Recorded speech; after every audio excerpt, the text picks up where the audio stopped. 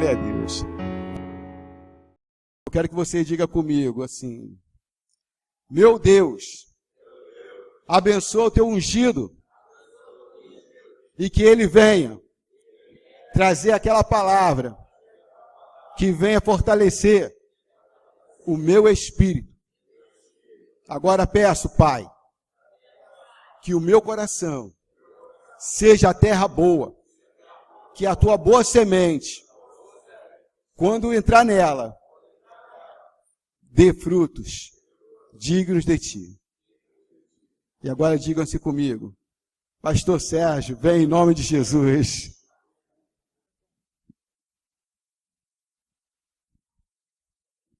Glória a Deus. Amém.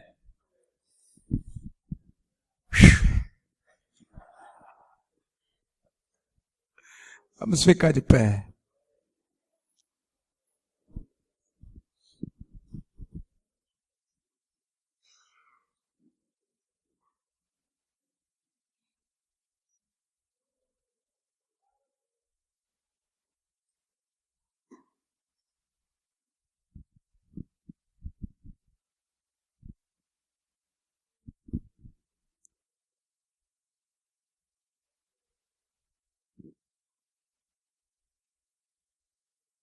Abra sua Bíblia comigo no livro de 1 Reis.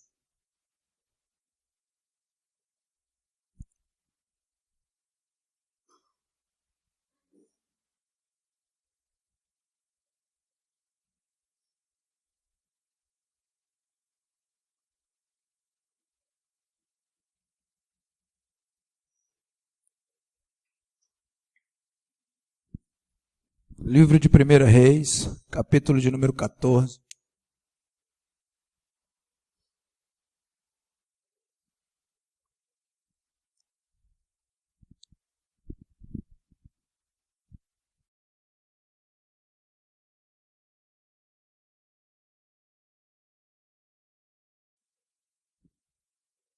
Deixa Deus falar comigo.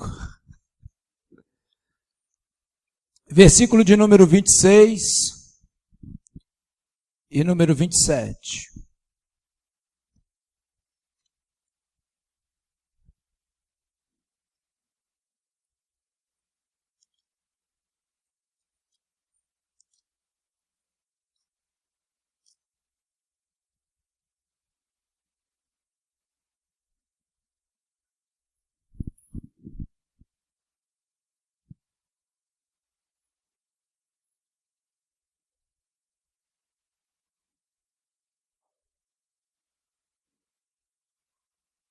Diz assim a palavra do Senhor. E tomou os tesouros da casa do Senhor e os tesouros da casa do rei, e tomou tudo, inclusive todos os escudos de ouro que Salomão tinha feito. Em lugar deles fez Roboão escudos de cobre, em outras versões, escudos de bronze. E os entregou nas mãos dos capitães da guarda, que guardavam a prata da casa do rei. A porta. Abre comigo a sua Bíblia no Salmo 91.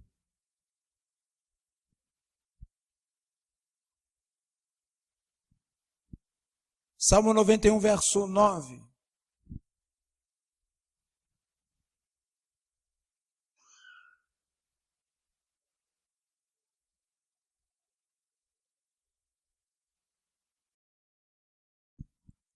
Se fizerdes do Senhor o teu refúgio e do Altíssimo a sua habitação, nenhum mal te sucederá, nem praga alguma chegará à tua tenda. Feche os teus olhos. Pai, nós nos colocamos diante da tua presença. Espírito Santo, eu quero entregar a minha vida e a vida dos teus filhos que aqui estão nas tuas mãos. Tome o controle desta reunião, porque precisamos do teu controle. Guia-nos no fluir do teu Espírito e ache os nossos corações e fale conosco nesta noite. Nos abençoe. Em nome de Jesus, amém. Podem sentar.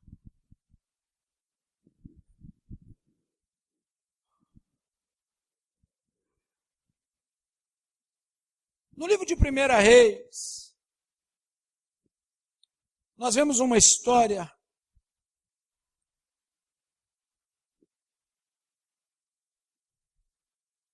que às vezes se repete em nossas vidas.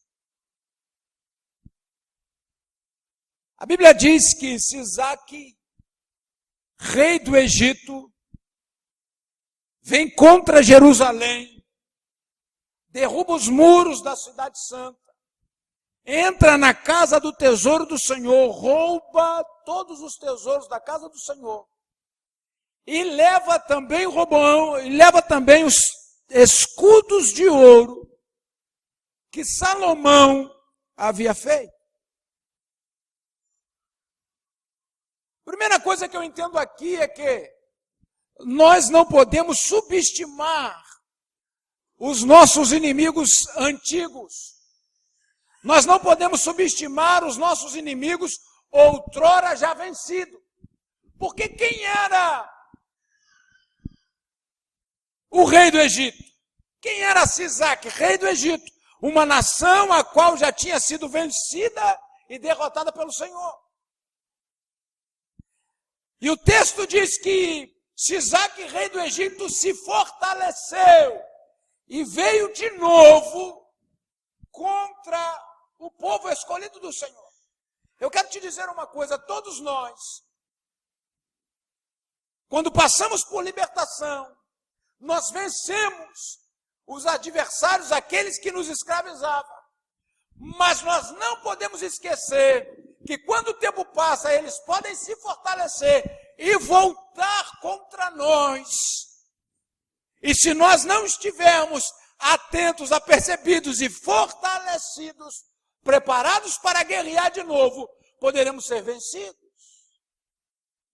Sisaque era rei de uma nação a qual foi vencida pelo povo hebreu. Escravizava os judeus.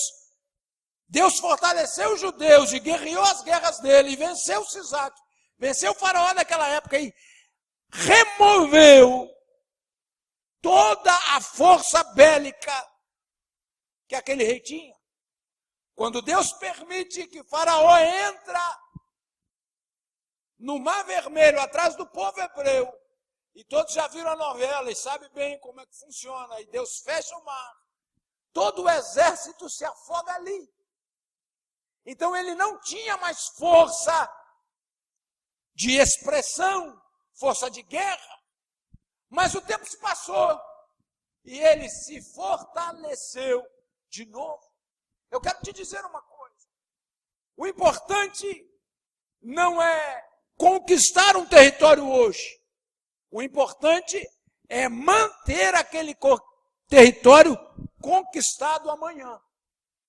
Porque o grande problema nosso, o grande problema do povo de Deus,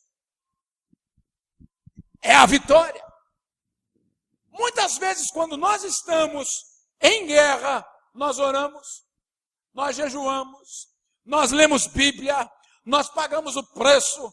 Quem gosta de monte, sobe monte. Quem não gosta de monte, ora no vale. Mas está no movimento do Senhor. Mas quando a vitória chega, a primeira coisa que nós fazemos é o quê? Ai, louvado seja Deus, vou descansar um pouco. E esse descansar se torna perigoso. Porque quando nós descansamos, nós esquecemos dos nossos inimigos que outrora foram vencidos. E eles se fortalecem. O próprio texto diz que Jesus dizendo, quando o demônio sai de uma casa, ele roda por lugares áridos, procurando onde entrar, Não achando, ele volta para aquele lugar. E achando a casa vazia, ele traz mais 7 com eles. E o estado daquela pessoa se torna 7 vezes pior do que. Então o que eu quero dizer para você? Nós sabemos guerrear. Eu sei que nós sabemos guerrear.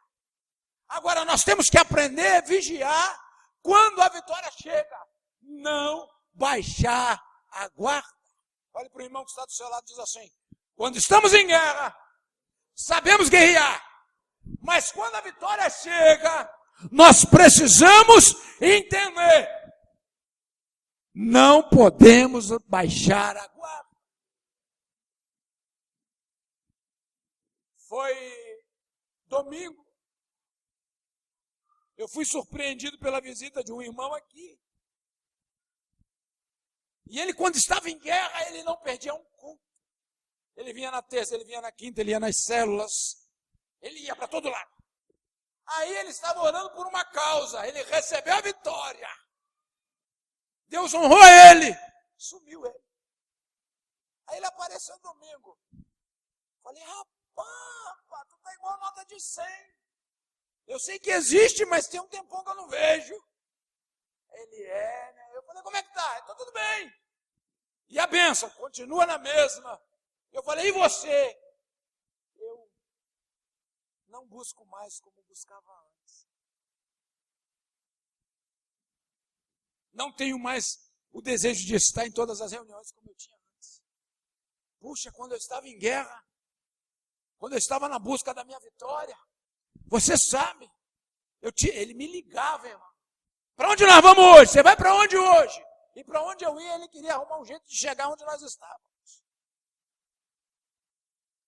O problema de muitos de nós não é o tempo que nós estamos em guerra, é o tempo da nossa conquista, é o tempo da nossa vitória. É o tempo quando a bênção chega. É tempo quando a gente vai colher os despojos. E existe um outro perigo, a colheita dos despojos. Nós podemos pegar no meio dos despojos aquilo que Deus não nos permitiu pegar. Eu quero que você entenda. Porque muitas das vezes nós achamos que o tempo de guerra nas nossas vidas é ruim. Mas o tempo de guerra nas nossas vidas é bom, porque nos mantém perto de Deus. Olha para o irmão que está do seu lado e diz assim, Tiago, já sabia. E ele escreve lá, bem-aventurado é o homem que passa por provação, que entra na guerra. Por quê? Porque quando nós estamos em guerra,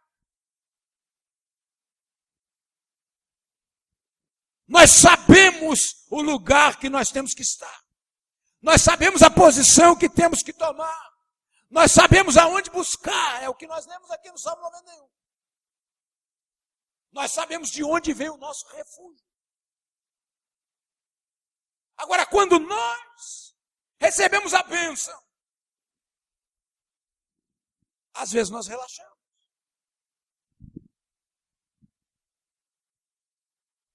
Talvez agora nós podemos entender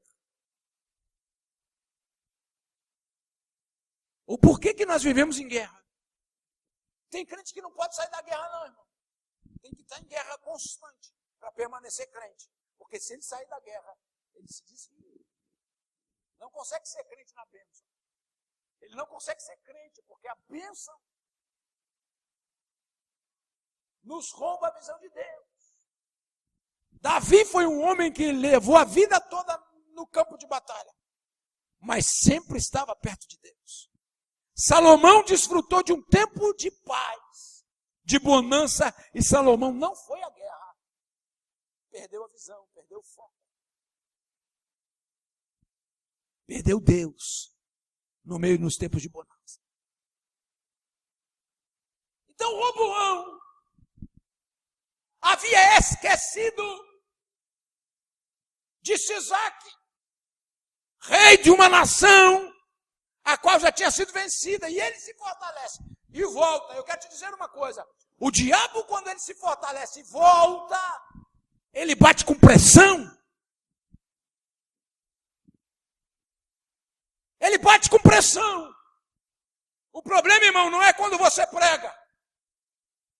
O problema é depois que você prega. O problema não é na hora de cantar, irmão. O problema é depois que você canta. O problema não é na hora de profetizar, irmão. O problema é depois que você profetiza. O problema, irmão, é depois da ação poderosa de Deus através da sua vida. Se você ler a palavra do Senhor, todas as tribulações, todas as retaliações vieram depois da ação poderosa de Deus através da vida de alguém. Só que nós temos que entender o que o diabo busca. O que o diabo quer. A Bíblia fala que ele vem, ele entra, ele se fortaleceu, ele voltou, entrou, e o primeiro lugar que ele foi aonde? Nos tesouros da casa do Senhor.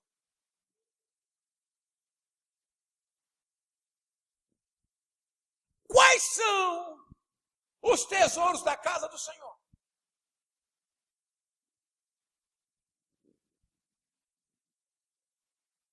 Quais são os tesouros da casa do Senhor? Um domingo atrás, ou 2 domingos atrás, o Espírito de Deus me deu uma palavra que dentro de nós temos um tesouro. Porque Deus depositou dentro de vasos de barro tesouros. Então, quando o inimigo volta, o primeiro lugar que ele bate, que ele quer levar embora, é o quê? Os tesouros da casa do Senhor. Quem é o tesouro da casa do Senhor? Levante a mão e diga assim: eu sou. Diga, eu sou. Diga, eu sou a coisa mais preciosa que existe na casa de Deus hoje. Quando ele bateu com ímpeto, ele sabia o que ele queria levar. E parece que estamos entendendo o tempo que nós estamos vivendo hoje. O diabo bateu com ímpeto. Bateu ou não bateu? Nós estávamos celebrando conquistas. Nós estávamos celebrando células abertas, vidas salvas, pessoas sendo resgatadas. Nós estávamos celebrando isso.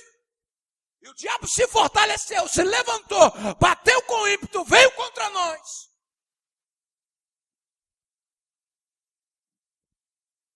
Primeira coisa que ele levou, o tesouro da casa do Senhor. Olhe para as cadeiras que estão do seu lado. Estão vazias. A igreja estava abarrotada de pessoas. Gente botando pelo ladrão. Onde estão essas pessoas? Onde elas estão? Foram levadas. Não saíram porque quiseram sair. Elas não vêm porque não querem vir. É porque não têm forças.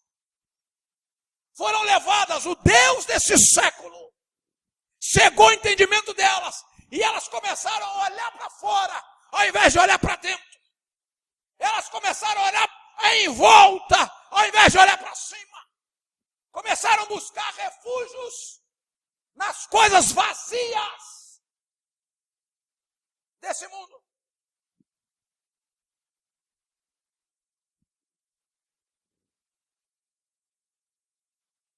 Segunda coisa, que esse Isaac vem, e ele vem com foco. Os escudos da casa do rei. Os escudos de ouro da casa do rei. São 94, no meu é diferente.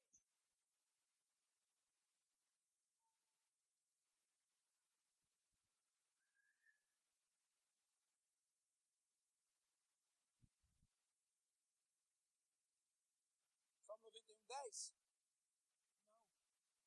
Não. É 4. Fala, vê pra mim.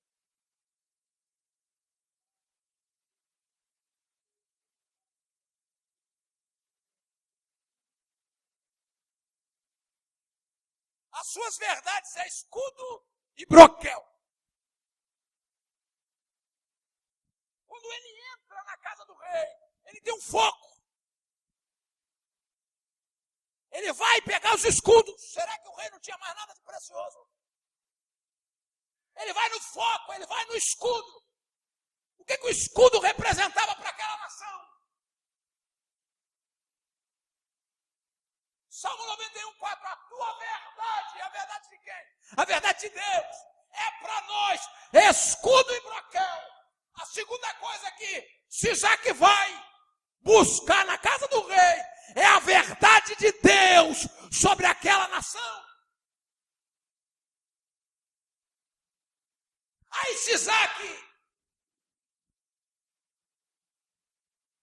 viu a verdade de Deus indo embora, porque os escudos de ouro foram levados. Roboão, viu a verdade de Deus indo embora, porque os escudos de Deus foram roubados. Os escudos de ouro foram roubados. Roboão, ao invés de chamar o povo, plantear e dizer: existe uma mentira instalada na nação, existe uma mentira instalada em nós, porque a verdade de Deus foi levada do meio de nós. Eu acho que o Espírito chegou agora.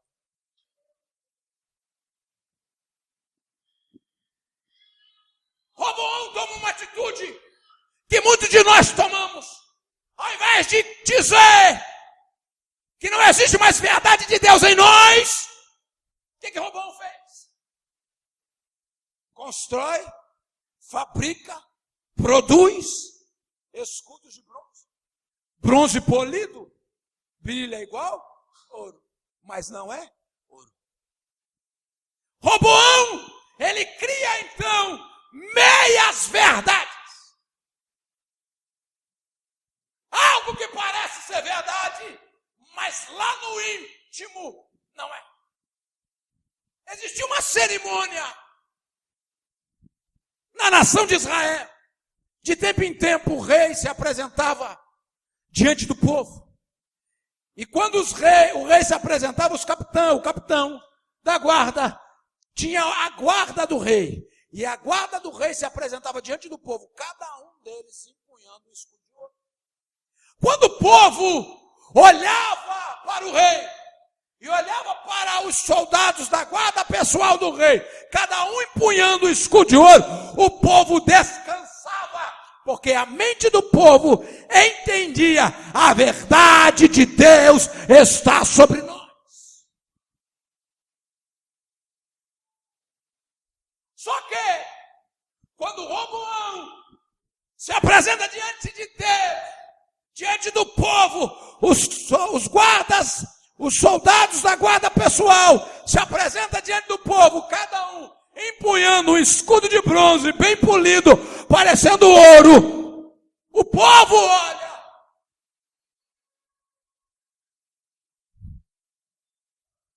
É ouro. A verdade de Deus ainda está sobre nós, mas dentro de Roboão,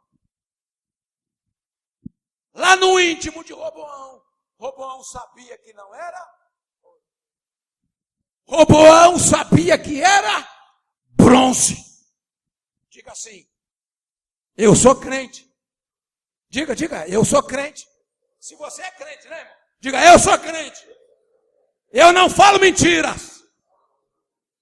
Mas eu tenho meus escudos de bronze. Eu tenho as minhas meias, vê? E aqui eu quero começar a pregar. Temos boa aparência. Temos linguagem. Temos jeito. Até parecemos que somos. Mas dentro de cada um de nós temos a certeza: não é ouro, é bronze. Porque o bronze vem no lugar de ouro para esconder a perda da verdade de Deus em nós. Todos nós criamos para nós escudo de bronze em algumas áreas onde a verdade de Deus não está mais.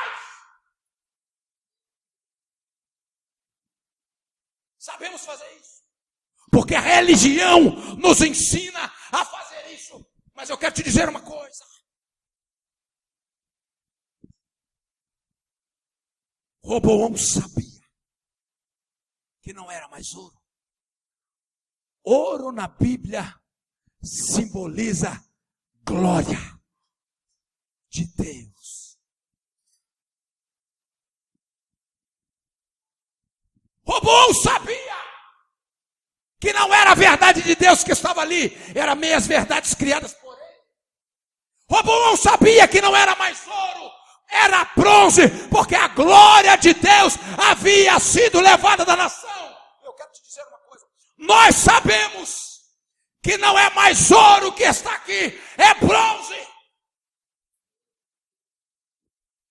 Nós sabemos, não é mais ouro que está no ministério de louvor, é bronze, porque a glória de Deus foi levada.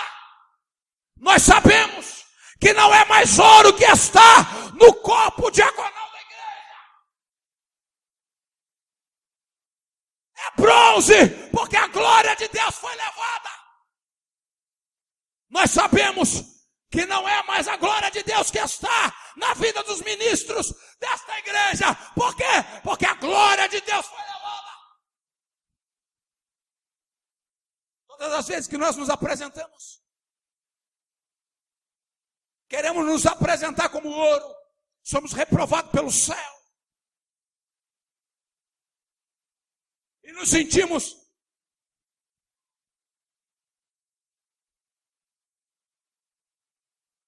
ocos por dentro. Estava na reunião aqui de liderança. Eu sou assim. Vai me amar assim, então eu vou me odiar assim. Eu fiz uma declaração minha, pessoal. Eu disse, eu estou orando a Deus, pedindo a Deus para me ajudar a amar. Porque eu preciso aprender a amar mais. Porque eu estou amando pouco, não estou conseguindo amar como Deus gostaria que eu amasse. Isso foi na segunda. Na terça-feira, uma pessoa chegou perto de mim e disse assim, pastor, eu estava lavando louça ou roupa, o Espírito de Deus me disse, diga para o pastor Sérgio.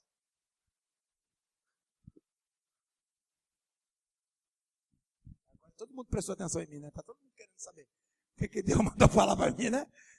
Tinha um monte de gente aí, tudo igual pica voada. Na hora que eu falei, turma de curioso.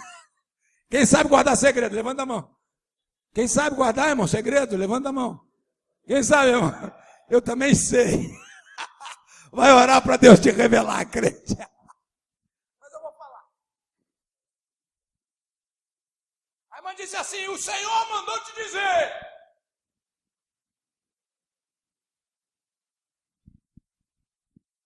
Primeiro, para você mesmo se perdoar.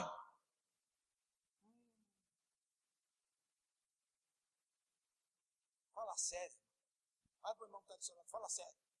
Quando eu ouvi, o Senhor mandou te dizer que primeiro, você mesmo tem que se perdoar. Minha mente foi aonde, irmão?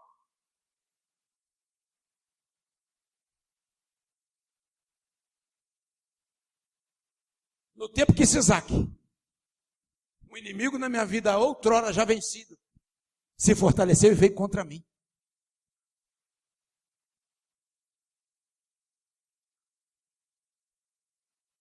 E quando ele veio contra mim, levou os tesouros e levou também o escudo de ouro. Aí Deus disse assim, quando você se perdoar, você traz de volta a presença. Você traz de volta a verdade.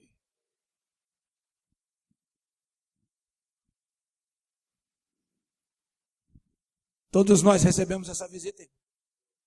Esse Isaac bate com ímpeto contra cada um de nós. Todos nós passamos por isso.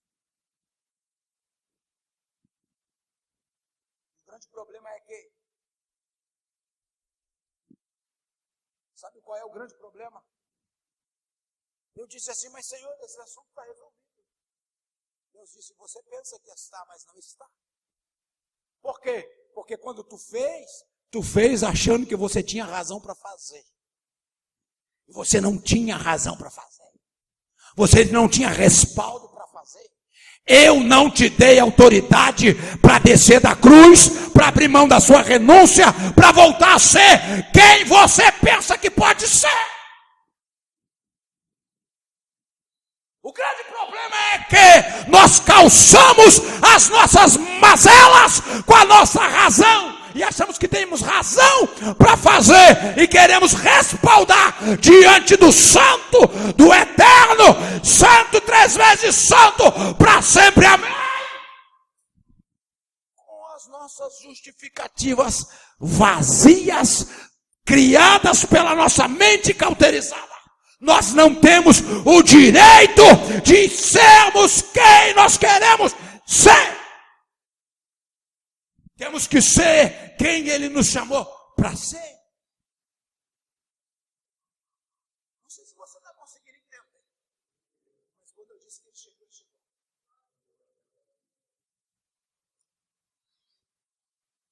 E por que isso acontece?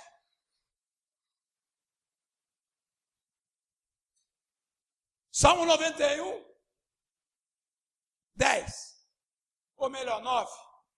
Se fizeres do Senhor o teu refúgio e do Altíssimo a tua habitação, nenhum mal te sucederá, nem praga alguma chegará à tua tenda. Mas se fizerdes do Senhor o teu refúgio e do Altíssimo a tua habitação.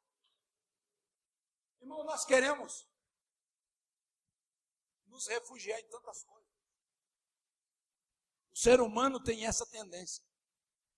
Nós queremos refugiar no marido, nós queremos refugiar na esposa, nós queremos refugiar nos pais, nós queremos refugiar na religião, nós queremos refugiar na igreja, nós queremos refugiar nos pastores, nos líderes, nós queremos refugiar no prefeito, nos vereadores, no presidente, nós queremos nos refugiar nos médicos, nós queremos nos refugiar em tantas coisas.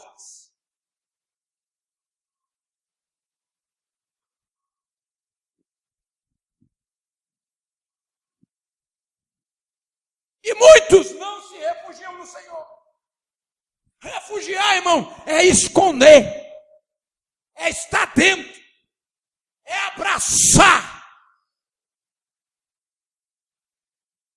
Nós não podemos nos refugiar em outro lugar senão em Deus, porque ninguém pode nos livrar como o nosso Deus. Ninguém pode, irmão. Ninguém pode livrar a nossa casa como o nosso Deus. E se fizer do Altíssimo a tua habitação, a tua morada, a tua casa. Isso aqui é muito sério, irmão. Isso aqui é muito sério. Se fizeres do Altíssimo a sua morada, a sua casa, a sua habitação. Irmão, deixa eu te fazer uma pergunta. Você leva qualquer um para morar contigo? Você só leva para morar contigo quem você conhece e confia. Diga assim, conhecimento e confiança são as bases que respaldam uma pessoa ter acesso à minha casa.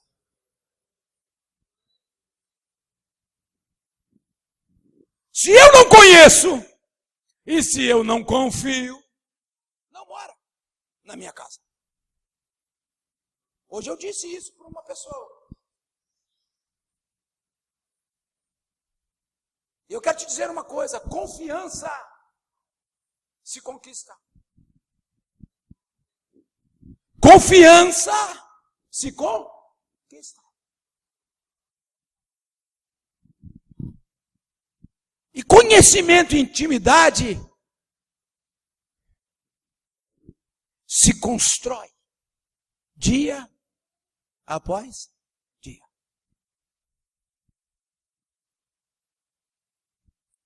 Eu tenho acesso.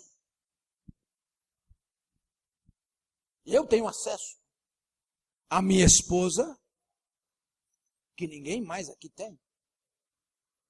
Ela tem acesso a mim, que ninguém mais aqui tem. Isso é o quê? Intimidade. Foi com que? Constru.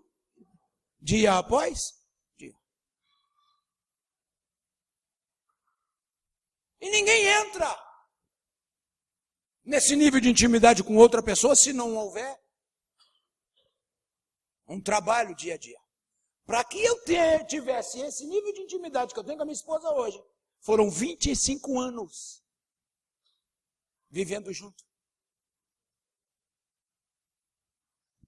Para ela ter esse acesso que ela tem à minha belezura, à minha pessoa, foram 25 anos. Isso foi uma vida trabalhada para que haja uma intimidade. Então, onde eu estou, ela entra. Onde ela está, eu entro. E nós não temos reservas um para o outro. A nossa casa, ela é uma coisa só para nós dois. Agora, para os demais que chegam, tem os lugares de habitação adaptada. Assim, irmãos, é habitar em Deus. É muito mais do que sentir a presença. É muito mais do que sentir arrepios. Deus está aqui. Até arrepiei. É muito mais do que sentir um calor. Tem outras coisas que também dá calor. Habitar em Deus é transmitir para Ele confiança. Ele olhar para você na terra e dizer, nele eu confio.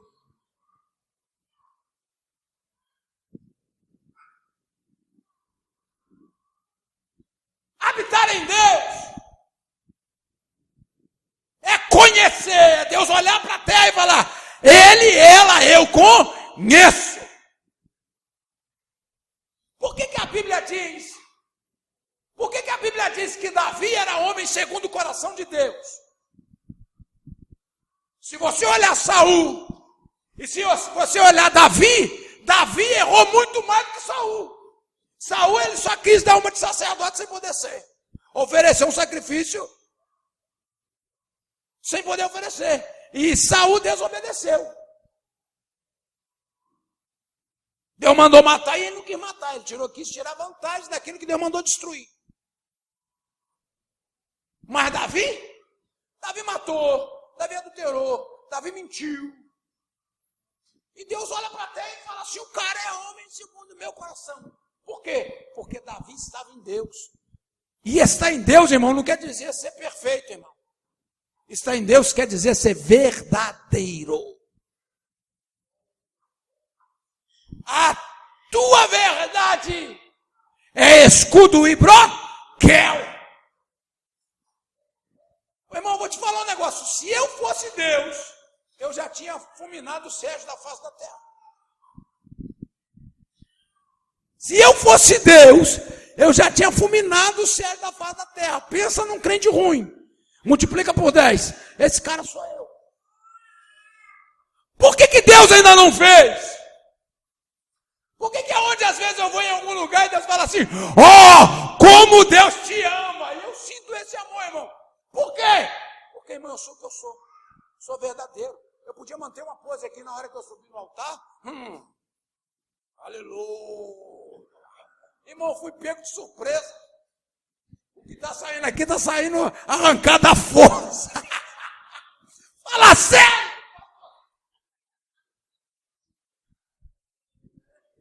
Eu pensei 10 vezes em sair correndo, passar a oportunidade com o Felipe. Então olha para mim. Diga, eu não posso ter na minha vida escudos de bronze. Meias verdades. Eu tenho que ser o que sou. Para as pessoas e para Deus. Irmão, se não gostou de mim, irmão, come pouco. Come menos, ou não come. Quando lá em casa faz comida, meus filhos olham, eu não gosto disso, então não come. Assim meu pai me educou. Ou então, de vez em quando, tem que comer. A Rita está falando, em casa come. Para a gente não tem que comer tudo que a gente gosta. Tem que comer alguma coisa que a gente não gosta, para aprender a viver. Porque a vida maltrata, mas ensina. Então, olha assim, se quiserdes, ou melhor, se fizerdes, do Senhor o teu refúgio, e do Altíssimo a tua habitação, nenhum mal te sucederá, e nem praga alguma chegará à tua terra. Nós gostamos do 10. O 9 a gente passa por cima. Só que o 10 não acontece se antes do 9 acontecer. Nós temos que fazer dele a nossa morada, a nossa habitação e o nosso refúgio. Para que praga nenhuma chegue à nossa terra. Eu quero dizer uma coisa, tem um monte de gente aí pagando preço. Crente, pagando preço. E achando que é Deus que está provando. Eu quero te dizer uma coisa, existem 3 tipos de provações na vida de um crente. Diga assim, 3 tipos de provação na vida do crente. A primeira provação na vida do crente é que Deus permite. E toda provação que Deus permite a gente passar, nunca é para nos parar, nunca é para nos destruir, é para nos aproximar dele. Jó foi provado porque Deus permitiu o diabo provar. Passou o que passou. Mas no final, o discurso de Jó era, eu te conhecia só de ouvir falar, mas hoje meus olhos te veem. Então a provação que Deus permite é que, para nos aproximar dele. Se você está na guerra e a guerra está gerando dentro de você desejo de desistir, isso não é Deus. Isto não é Deus. A segunda provação é o que o diabo traz na vida do crente, na vida do homem. E o diabo, depois que eu ouvi falar sobre o pecado aqui, na terça-feira, irmão, eu quero te dizer uma coisa, se você tem problema com o pecado, como eu também tenho, não perde o culto de terça-feira não. Vou fazer um marketing aqui, para me acumular um bônus. São 35, não é isso? 30 pecados, eu estou aumentando mais 5 por minha conta. Para a morte. Então não perca não, a gente está aprendendo. Se você tem problema com o pecado, como eu tenho, porque eu acho que todo homem tem problema, toda mulher tem problema com o pecado, o diabo quando ele vem, ele não vem mostrando nada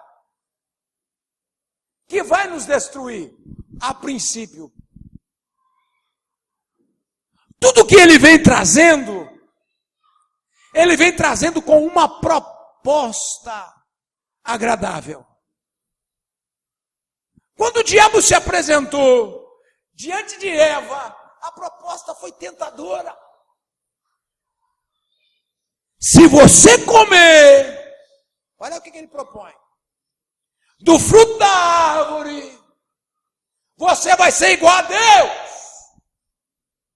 Aí Eva, ali, irmão, começou o movimento feminista. Ali no Éden. Revelação. Ali começou o movimento feminista. Eva, plim, pensou. A Bíblia não disse que ela era loura, mas ela foi inteligente. Ela falou, se eu comer, eu vou ser igual a Deus. E Adão é a imagem e semelhança de Deus. Então eu vou ser igual a Adão. Vou mandar igual ele manda. Vou governar como ele governa. E aí a Bíblia fala que ela come. E o texto segue. Eva não chega para Adão e oferece, come amor. Amor, você aceita não? Eva chega, olha o texto, e impõe. Eva comeu e deu para o homem comer. E o homem comeu. E a vida dele nunca mais foi. Vocês são perversos, eu não estou falando desse tipo de dar. Estou falando de dar a fruta.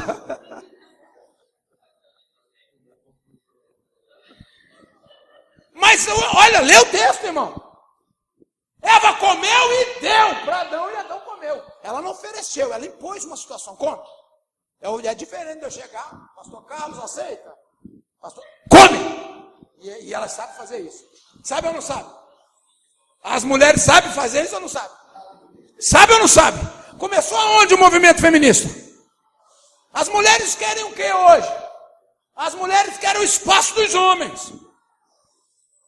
Ué, e os homens se encolheram lá no Éden, desde o Éden. Os homens se encolheram, afrouxaram o cinto e ficaram tudo calça frouxa. As mulheres mandam e os homens obedecem. E a maldição se estendeu, irmão. Até hoje. Estou falando verdade ou estou falando mentira? E eu queria estar pregando só para casal aqui, que eu ia falar sobre negociação. Que negociação é prostituição. E as mulheres aprenderam a negociar, irmão. Foi com a filha, foi com Rebeca.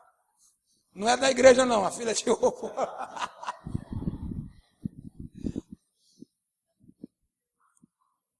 Terceiro pecado é que o diabo vem, o segundo pecado que o diabo vem trazer para nos destruir.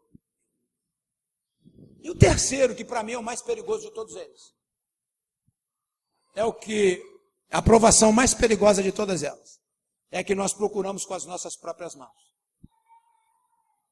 Essa nos leva à destruição e destrói também quem está à nossa volta. E essa é uma área muito delicada, irmão. Porque esse pecado, ele tem como base a nossa razão. A Bíblia fala com Jonas assim: Jonas, sai da sua terra. Sai daí. Vai para Nínive e profetiza juízo sobre aquela cidade. Jonas, conhecendo Deus como ele conhecia, tem gente que fala que Jonas era rebelde. Jonas não era rebelde, irmão. Jonas não era desobediente, porque Deus não fala com rebelde nem com desobediente. Deus fala com a mula, mas não fala com um rebelde e desobediente. Balaão era rebelde e desobediente. E Deus preferiu falar com a mula do que com ele. Balaão era profeta. Jonas ouviu a voz de Deus, então ele tinha comunhão com Deus. Só que, quando ele ouviu a voz de Deus, a razão interna dele falou mais alto do que a voz que Deus havia falado com, a voz de Deus que havia falado com ele. Porque quem eram os ninivitas? Eram homens perversos, inimigos mortais do povo de Jonas. E dentro de Jonas, Jonas queria que todos eles morressem. Por isso ele não foi, porque ele sabia que se ele fosse, profetizasse juízo, e aquele povo se arrependesse, Deus perdoava, como aconteceu.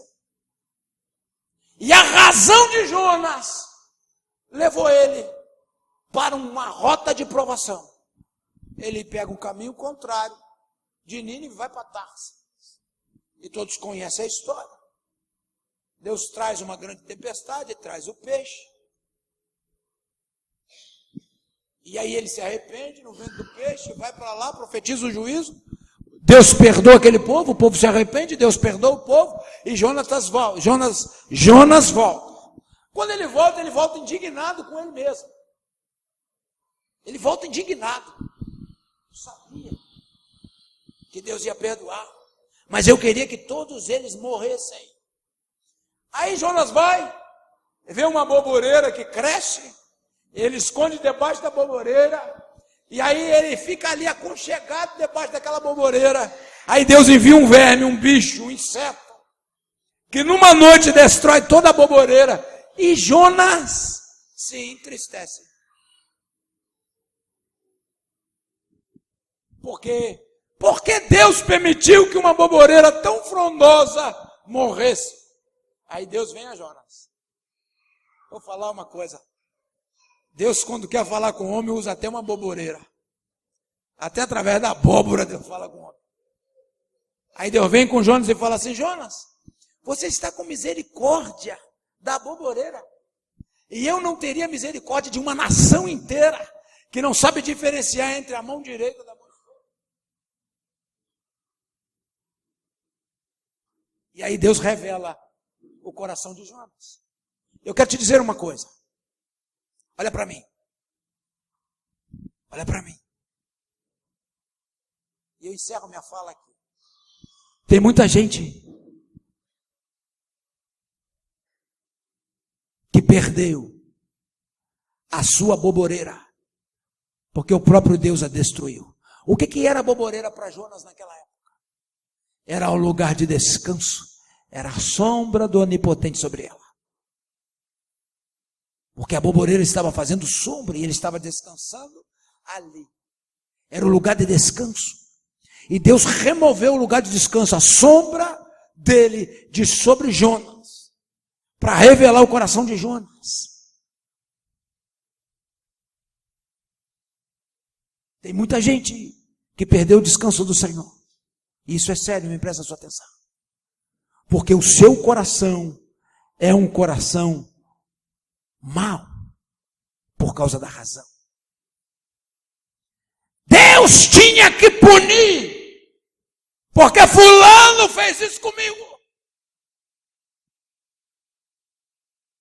Eu quero te dizer uma coisa. Este coração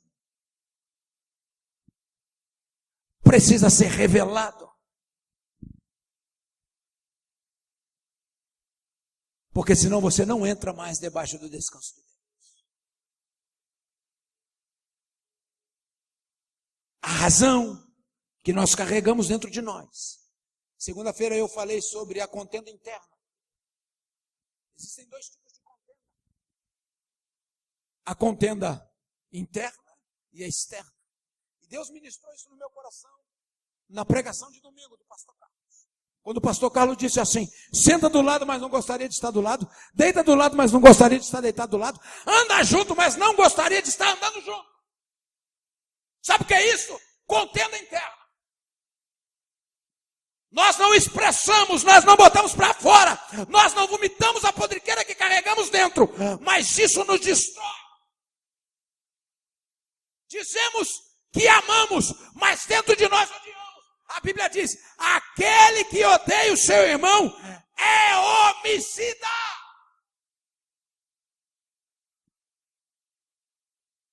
Você não precisa matar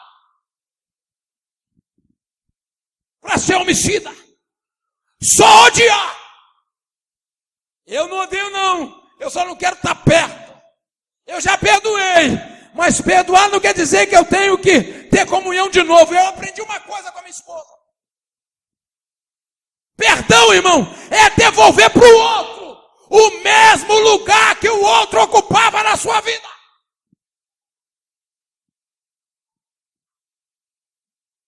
Porque é assim que é o perdão de Deus sobre nós. Quando nós pecamos, saímos da presença dele. Quando Deus nos perdoa, ele nos pega e nos coloca de volta no mesmo lugar de onde saímos. Então, se você diz que perdoou e não consegue conviver, o seu perdão é escudo de bronze. É mentira. Ou melhor, meias verdades, é só daqui para fora. Dentro do seu coração ainda existem contendas internas.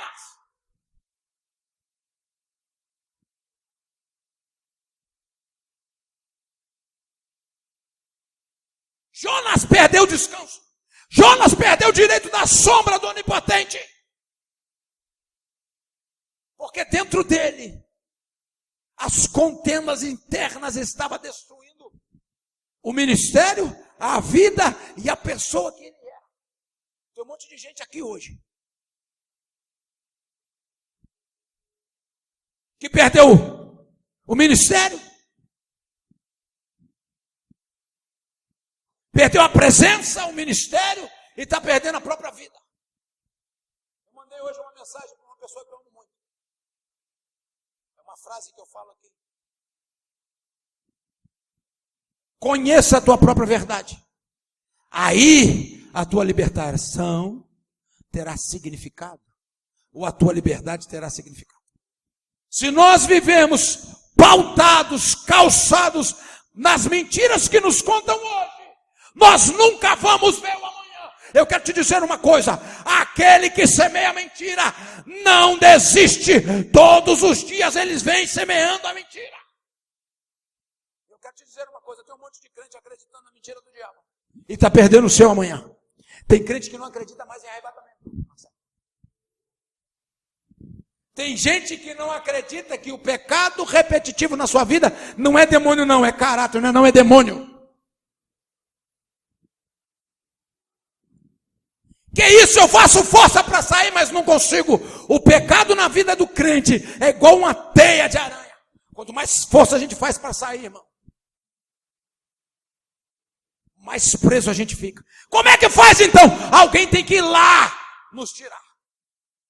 Uma vez eu estava no sítio, e aí uma borboleta pousou, uma telha grande que tinha na varanda lá de aranha, puf, mas a borboleta era tão bonita, e quando ela fazia força para sair, ela ficava mais presa.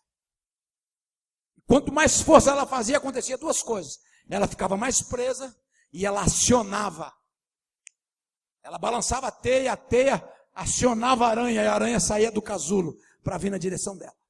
Eu fiquei observando aquilo, mas eu me sensibilizei da borboleta. Quando a aranha estava quase chegando perto, eu fiz assim com o dedo, quebrei a telha e tirei a borboleta. E hoje o Espírito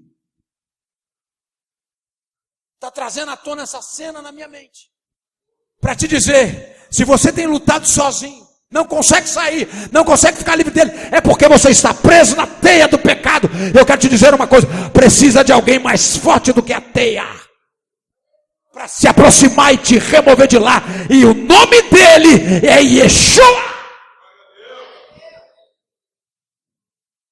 Só ele pode. Não adianta você procurar na religião, não adianta você procurar nos líderes, na igreja, não adianta, é só em Deus. Para isso, você tem que entender que a verdade de Deus tem que estar na sua vida. Quando a verdade de Deus chega, irmão, ela revela as nossas mentiras. Diga assim: quando a verdade de Deus chega, revela as nossas mentiras.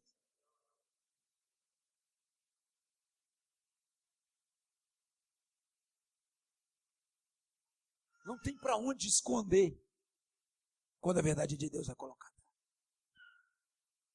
Eu não sei você, irmão, mas eu estou sendo bombardeado pelas verdades de Deus aqui. E as mentiras estão saltando. Eu falei: Jesus, eu achava que eu já estava melhorzinho, mas o negócio ainda está pior do que eu pensava.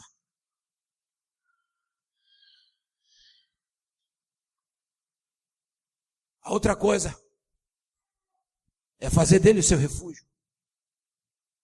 É só ele que pode nos remover da teia. Terceiro, fazer dele a nossa habitação. É morar nele, é estar nele, escondido nele, protegido por ele, guardado por ele. Aí o verso 10 do Salmo 91 se cumpre: praga nenhuma chegará à sua, porque se eu estiver morando nele, a minha tenda é quem? Se eu estiver morando em Deus, habitando nele, a minha tenda é quem? A minha tenda é quem? O tabernáculo começou no deserto como o quê? Como uma tenda, que era a casa de habitação. Precisamos entender algumas coisas. Porque se nós não entendermos, nós vamos perecer. Vamos perecer.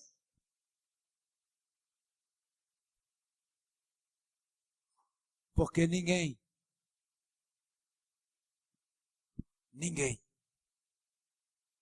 eu disse, estará livre do juízo dele. Eu falo isso com temor e tremor na minha alma. Eu sei que o juízo dele é real. E quando a verdade dele vem sobre mim, eu vejo quantas debilidades eu ainda tenho. Eu sinto medo do dia do juízo. Que isso, pastor? Falo como Paulo fala. Sou mais devedor do que todos. Mais pecador do que todos. Pior do que todos. Porque quanto mais é dado, mais será cobrado. Vamos ficar de pé. Feche os teus olhos.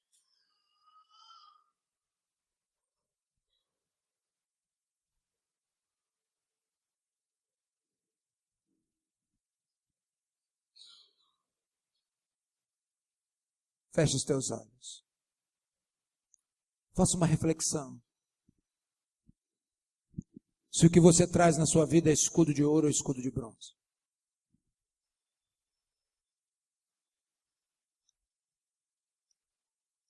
Se a verdade de Deus está em você ou se é a sua própria verdade.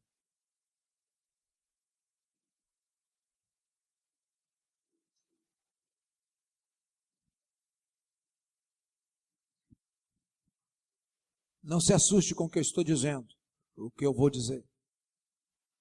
Muitos de nós estamos vivendo o Icabote. O que é isso, pastor Icabote? Muitos de nós estamos vivendo o tempo em que a glória se foi.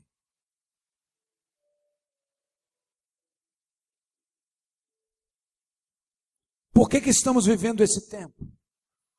Porque as nossas escolhemos as meias verdades. Escolhemos os escudos de bronze, porque eles parecem ser ouro.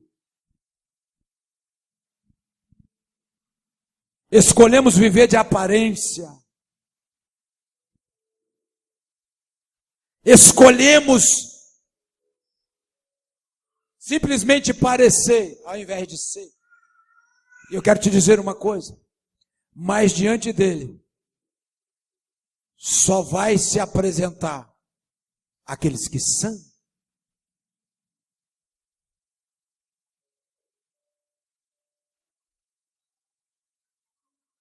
Pastor, eu estou entendendo, eu ainda não sou. Que bom. Já é o grande começo. Toda libertação começa com reconhecimento. Eu fui tentar ajudar um jovem que está preso nas garras das drogas, viciado.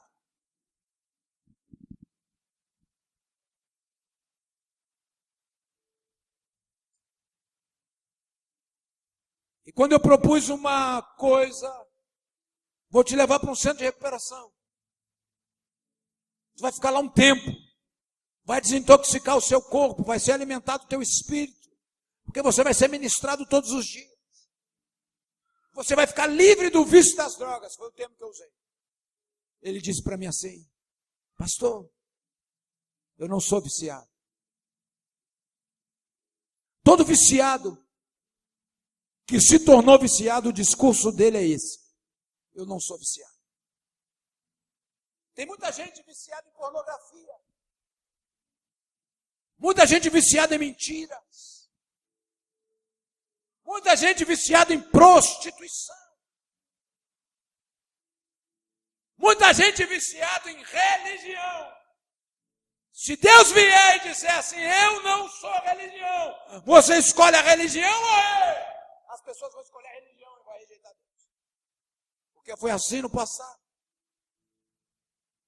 Escolheram a religião ao invés dele.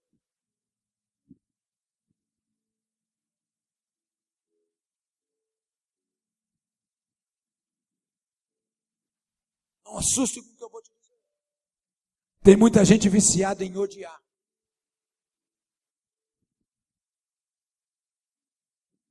Não consegue deixar de odiar.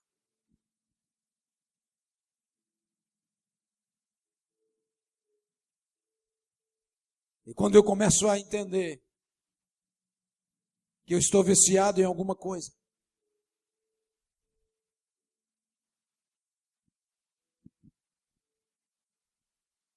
tem muita gente viciada no seu estereotipo. Depois de muitos dias, eu entrei hoje no meu Facebook. Aí um pastor que eu conheci, no encontro do pastor Marcelo, postou 2 fotos. E o título das fotos era assim: homem, presta atenção, processa a noiva por falsidade. Aí mostrou a cara da mulher maquiada, de sobrancelha feitinha, desenhada, com a maquiagem que parecia uma máscara plástica, com cílios, um batom e tal, e mostrou a mulher sem maquiagem, irmão. Se você olhar, eram 2 pessoas diferentes. Aí o cara abriu um processo, eu mostrei para a Júlia, para a Rita, de falsidade ideológica. Ela se apresentava para ele até ficar noiva assim, só maquiada. Depois que ficou noiva, eu acho que ele deve ter convencido ela. Aí, nas intimidades, ela removeu a maquiagem, irmão. Irmão, que cara de joelho que a mulher tinha.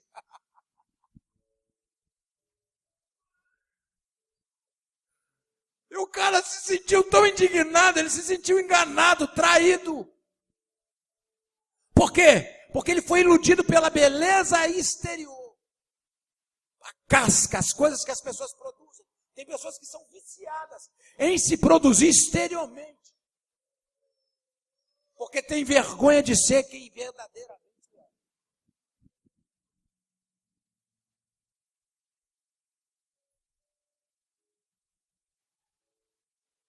Eu quero orar com você. Pai, estamos aqui. Eu sei, Senhor, que em alguma área nós fomos atacados pelos nossos inimigos, vencidos outrora.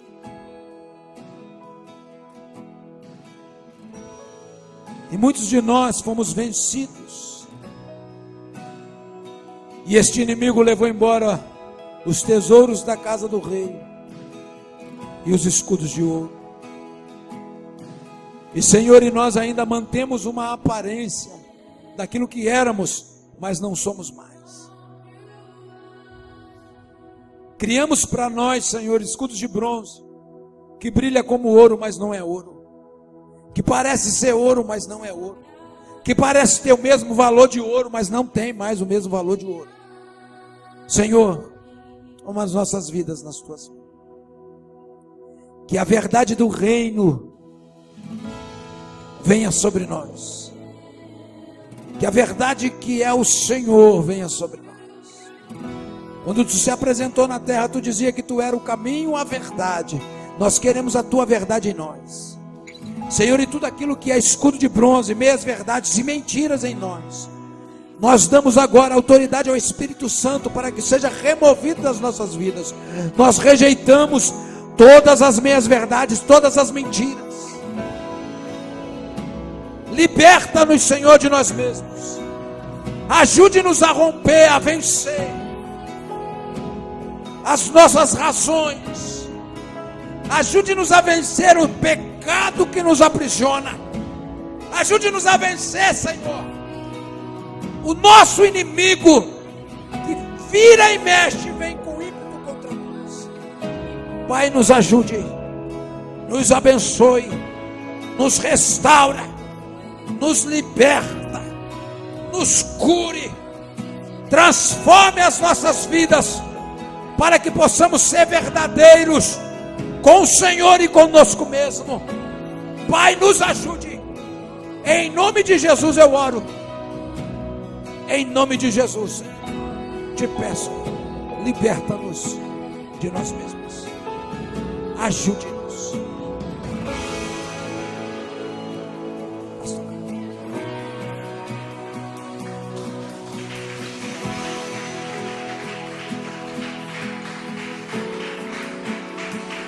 Glória a Deus. Aleluia.